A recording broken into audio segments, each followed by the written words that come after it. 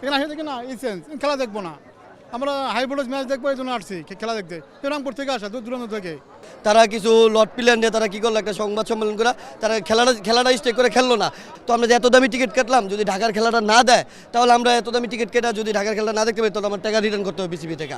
শ্রমিক মানুষ, আমরা তো 8,000 টাকা দেওয়া একা 4 জন টাকা আমি একা বহন করতে পারবো না। কাজে বিসিবি এই জিনিসটা ঠিক করে নেয়, ভেন্যুটা চেঞ্জ করে। আমরা কি আগামীকাল তো শনিবার আমাদের অফিস খোলা, কাজে আমরা তো আসতে পারবো না। আমাদের আজকে জুমাবার, আমরা সেই শিডিউল করে আমরা গত সোমবারে টিকিট কাটছি 4টা। তো আমাদের শনিবার তো শিডিউল থাকলে আমরা টিকিট কাটতাম না। 4টা টিকিটের দাম কত? 8,000 টাকা।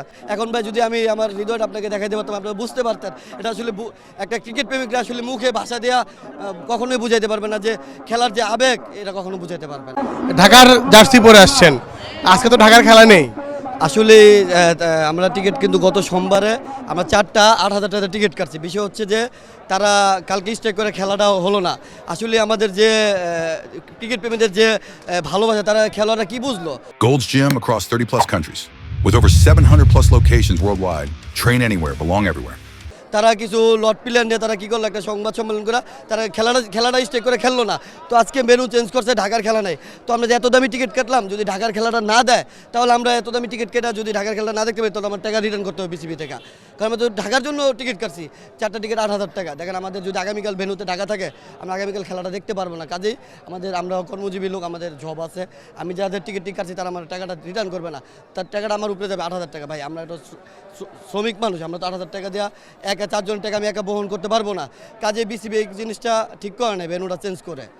বড় কথা হলো যে আপনারা কি জানেন যে আসলে বিসিবি থেকে একটি বিজ্ঞপ্তি দেওয়া হয়েছে যে কালকের ম্যাচের যে টিকিটটা ছিল তারা কিন্তু আজকের খেলাটা দেখতে পারতেছে। ঠিক সেরকমভাবেই আপনি আগামী ম্যাচের কিন্তু টিকিটটা, যে টিকিটটা কাটছেন আপনি আগামী ম্যাচে কিন্তু সেটা এসে খেলতে পারবেন, খেলা দেখতে পারবেন। এটা কি জানেন? হ্যাঁ, এটা জানি, কিন্তু আসছে আমরা কি আগামীকাল তো শনিবার আমাদের অফিস খোলা, কাজে আমরা তো আসতে পারবো না। আমাদের আজকে জুমাবার, আমরা সেই শিডিউল করে আমরা গত সোমবারে টিকিট কাটছি 4টা।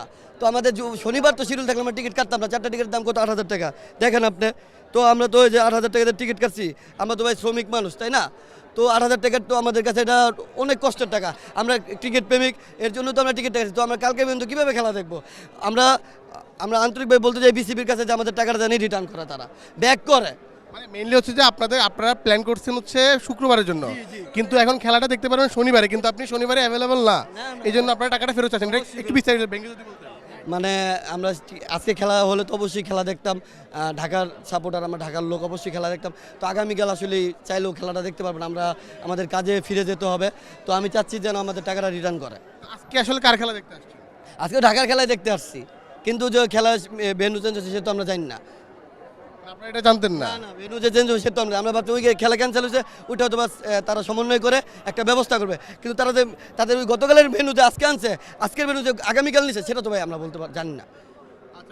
তাহলে কি আজকে আসলে খেলা না দেখে বাইরে দাঁড়িয়ে থাকবেন বা এরকমই? এখন আমরা ভাই ক্রিকেট প্রেমিক, যদি ভাই বাইরে দাঁড়ায় থাকতে হয় দাঁড়ায় থাকবো, কিছু করার নাই।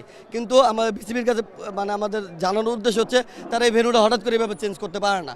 অনেক হাজার প্রবাসী থেকে আমাদের প্রবাসী ভাইরা অনেকে আসছে, আমাদের যে ঢাকা, রাজশাহীর, যে চট্টগ্রামের যে ভাই ভাইদের অনেকে আসছে খেলা দেখে। কিন্তু এই জুমাবার হঠাৎ করে ভেন্যু চেঞ্জ, এটা তো ভাই সবাই তো অনলাইনে অ্যাক্টিভিস্ট থাকে না।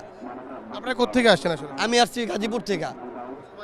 হ্যাঁ, আমাদের সবাই ফ্রেন্ড সার্কেল গাজীপুর থেকে, আমরা গাজীপুর থেকে আসছি, অনেক দূর থেকে আসছি ভাই জান। খেলাটা দেখতে পাচ্ছেন না, শনিবারে ঢাকার খেলা, মানে খারাপ লাগছে? অবশ্যই খারাপ লাগছে। এখন ভাই যদি আমি আমার হৃদয়টা আপনাকে দেখাই দিতে পারতাম, আপনারা বুঝতে পারতেন। এটা আসলে একটা ক্রিকেট প্রেমিকরা আসলে মুখে ভাষা দেওয়া কখনোই বুঝাইতে পারবে না, যে খেলার যে আবেগ এটা কখনো বুঝাইতে পারবে না। ইয়ের খেলা অন্য খেলা চেঞ্জ হলো, এটা কি হলো? রংপুর থেকে আসছি খেলা দেখতে, রংপুরের খেলা দেখবো, রংপুর ঢাকা খেলা দেখবো। এখন শুনতেছি নাকি নোয়াখালী মানে কালকে খেলাটা আজকে দিবে, এটা কি ঠিক? যে আমাদের আগে থেকে অ্যাটলিস্ট আগে থেকে জানাতে পারতো, তাহলে আমরা হয়তো সেই প্রিপারেশন আসতাম না আসতাম। এখানে আসে দেখি না এই সেন্স খেলা দেখবো না, আমরা হাই ভোল্টেজ ম্যাচ দেখবো এই জন্য আসছি খেলা দেখতে। রংপুর থেকে আসা দূর দূরান্ত থেকে। এখন আসলে দেশের কোনো ডিসিপ্লিন ঠিক নাই। এবার জামালপুর থেকে আমি আসি, জামালপুর থেকে রংপুরের খেলা দেখতে। কারণ আজকে গেটে এসে দেখি রংপুরের খেলা, ঢাকার খেলা হবে না। আসলে দর্শকদের মাথায় হাত হয়ে গেল কিনা? হ্যাঁ, অবশ্যই মাথায় হাট। আমি রংপুর থেকে 1,000 টাকা ভাড়া দিয়ে আসছি, আবার 1,000 টাকা ভাড়া দিয়ে যাবো। এখানে আমার কেউ নেই থাকার জন্য, আমি আজকে মসজিদে ঘুমাইছিলাম। ভোরবেলা নামে আমার আবার মসজিদে থাকবে, তারপর আমি খেলা দেখতে আসছি। আগে থেকে এখানে তো ঠিক, এগুলা তো মনে করলেন বিসিবি যদি গেলে এগুলা আগে থেকে আমাদের অবগত যদি গেলে না জানায় এখন তো অনেক প্রযুক্তি জানানোর জন্য খালি মোবাইলে অ্যাক্টিভেট করলেই হয়। হ্যাঁ ঠিক আছে, এগুলো একটা হয়রানিমূলক পড়তেছি আমরা, এগুলো আপনারা দেখেন। হ্যাঁ হতাশ, বিপিএল না হতাশ, বিপিএল না প্রচন্ড হতাশ।